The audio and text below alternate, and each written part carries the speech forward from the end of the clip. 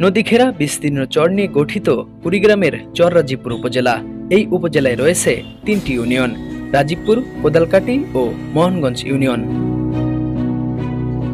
এক ইউনিয়ন থেকে আরেক ইউনিয়নে যাতায়াতে নেই কোনো সংযোগ সড়ক, ফলে এক ইউনিয়ন থেকে আরেক ইউনিয়নে যাতায়াত করতে হয় নৌপথে, যা জনভোগান্তির অন্যতম কারণ। সরকারি সেবায় সীমাবদ্ধতায় পিছিয়ে পড়া রাজীবপুর উপজেলার মানুষেরা আরও অসহায়। খাদ্য, বাসস্থান, চিকিৎসা ব্যবস্থায় রয়েছে চরম দুর্ভোগে। অন্যান্য দিক দিয়ে সদর ইউনিয়নের সাথে তাল মিলিয়ে চললেও চিকিৎসা খাতে একেবারেই পিছিয়ে পড়েছে মোহনগঞ্জ ইউনিয়নবাসী। বঞ্চিত রয়েছে প্রাথমিক চিকিৎসা সেবার মতো মৌলিক সুযোগ থেকেও।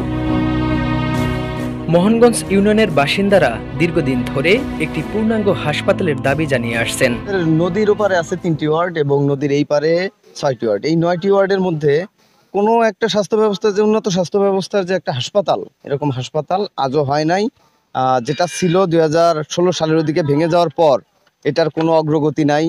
মানে বলতে গেলে কি, যে মোহনগঞ্জের যে স্বাস্থ্য ব্যবস্থা এটা হচ্ছে সবচেয়ে অনুন্নত ধরতে গেলে। পাশেই রাজীবপুরে আমরা যা দেখি, মোহনগঞ্জে তার তুলনায় কিছুই নেই।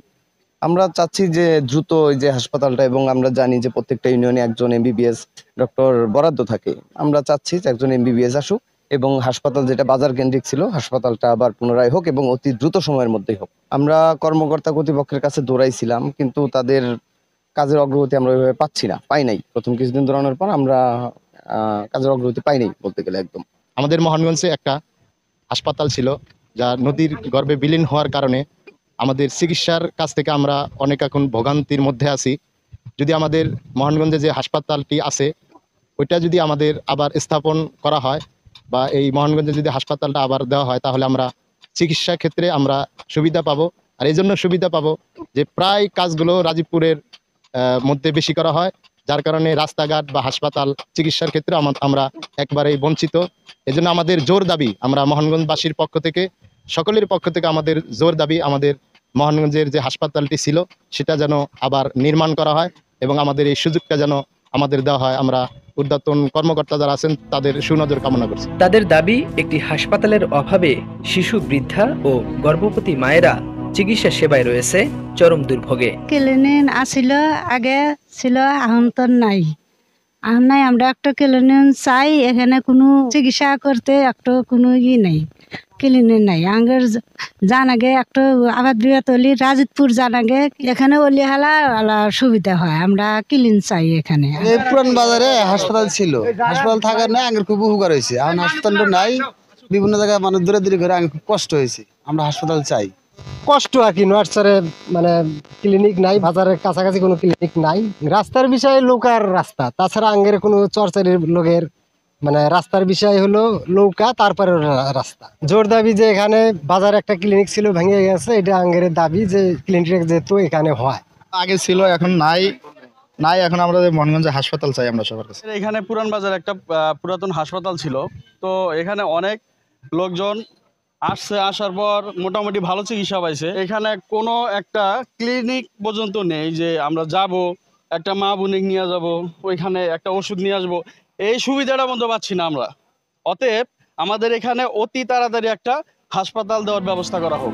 একসময় ইউনিয়নে একটি হাসপাতাল থাকলেও প্রায় 9 বছর আগে ব্রহ্মপুত্র নদীগর্ভে বিলীন হয়ে যাওয়ার পর নতুন করে আর কোনো স্বাস্থ্য কেন্দ্র গড়ে ওঠেনি এখানে। ফলে প্রায় 30,000 মানুষ চিকিৎসা সেবা থেকে বঞ্চিত হয়েছে। আমাদের মোহনগঞ্জ ইউনিয়নে আজ থেকে 7 থেকে 8 বছর আগে একটা ক্লিনিক হাসপাতাল ছিল।